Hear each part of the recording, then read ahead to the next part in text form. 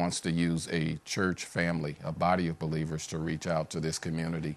And all of us have our part. And so we're doing everything that we can to encourage you and build you up so that you become even more comfortable in the calling that God has upon you. That way, we won't end up becoming one of those ministries where, or one of those churches where everybody's fighting for their chance to get up in the pulpit and say something. Because when you're comfortable in the calling where God has you, you don't ever see some other position or some other place as something I need to aspire for or that I need to do.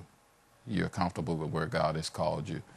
And we can tell you, my wife and I, that we never aspired for this. We certainly never aspired for this. We were serving in our home church over the youth and the young adults. I was associate pastor, administrator, also working with media and outreach. And I was really, both of us working in our gifting and our calling, and we're quite fine there. Absolutely, quite fine there.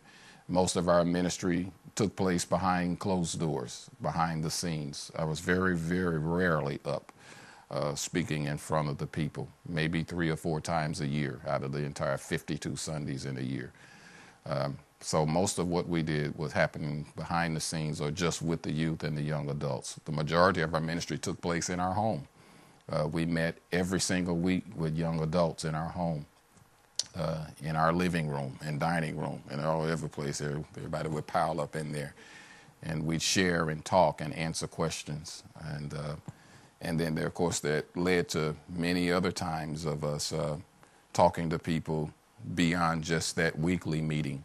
Sometimes, especially young ladies would stop by, needed to talk with my wife because of what they were going through. That's been our history. I was thinking about that this week, of how part of our history, and that's what we see is going to happen here in Harrisburg, but not just with Chris and Carol, but with you.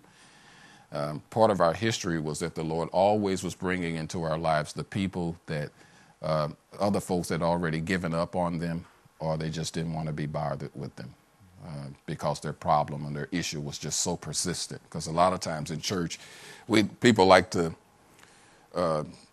have the easy issues or things get solved real fast. Come up to the altar, as they say, after the sermon, have prayer, hands laid up on you, and the problem solved. It's over and done, and we move on to the next thing.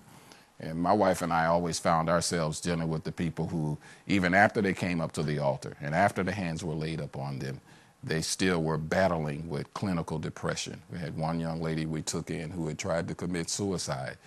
Another young lady we took in, she was literally had been just walking through the halls in her high school in a daze. She didn't even hardly know where she was.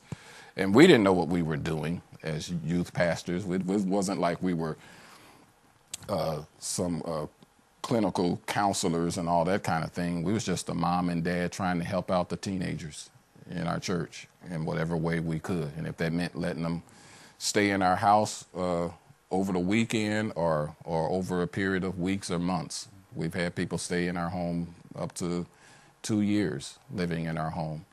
And we didn't do, even though we did quite a bit of talking, it really wasn't just the talking, they later told us. They said it was just living in an atmosphere where there was a mom and a dad, and I had brothers, I had siblings in the house, because in all of their cases, they did not have either a mother or a father or neither.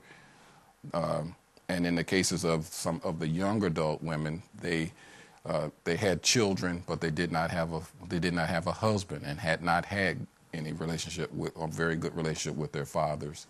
And so for me and Carol, it wasn't a lot of sitting down, counseling with people.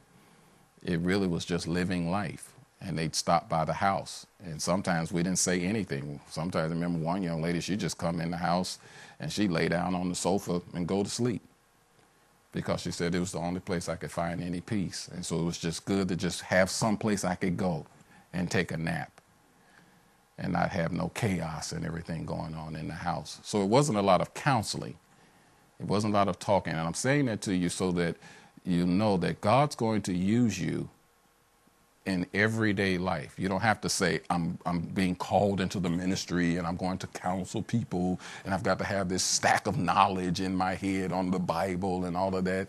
God will just use you as, like he did with us, just a mother and a father, just opening up our house, provide a haven, a safe haven for some teenagers and young adults.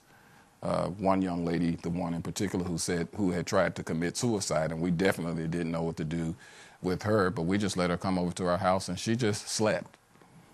She just literally just slept through a whole weekend. And eventually she began to just kind of talk a little bit. And we didn't know what to say. We didn't know what to do. I mean, talk to somebody that just tried to commit suicide. This is stuff the professionals deal with. And we're asking the Lord, what do you do? What do you say? We didn't know what to say or what to do. The Lord just said, just let her be. Just leave her alone.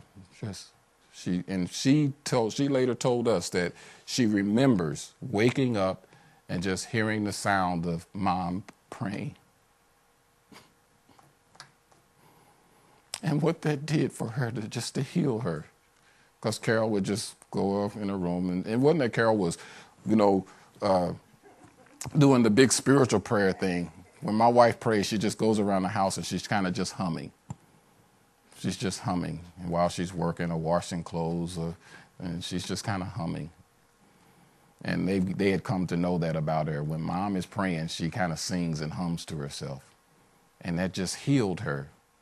And she just woke up and she heard mom praying. And so it's not going to be some spectacular thing that you and I do. It's just everyday life.